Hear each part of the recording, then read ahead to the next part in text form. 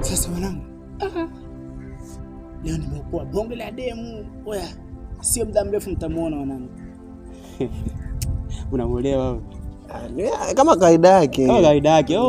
Mzee wa misifa, tunapenda misifa. Acha zako bwana. Sasa mimi demu hata kuja kwenye macho yenu kwanza mtashangaa. Kuna anatua. Wewe. Sio kweli bwana. Yote 9. Mimi sasa namaliza kazi. Subirini mtamuona wenyewe.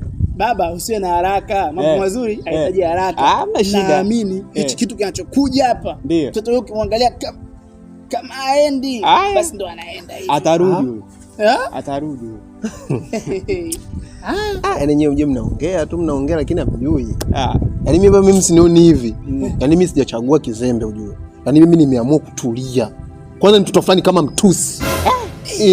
Katokea mbali. Macho mazuri. Sura imechongoka hii. Mimi yangu macho. Yesu birini tu. Muda si mrefu anatokea hapo. Ngoja tuone. Kwanza mjuka ile pisi yangu kabisa ile. Yule Msomali ndo ule pale mtusi. Tokea Kigoma.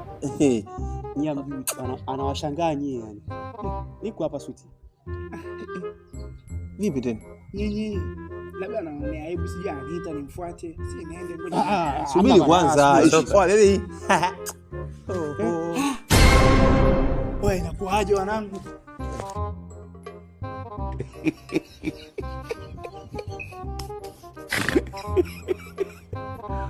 Alibobo. Kesi. Sasa mbona mnaniacha?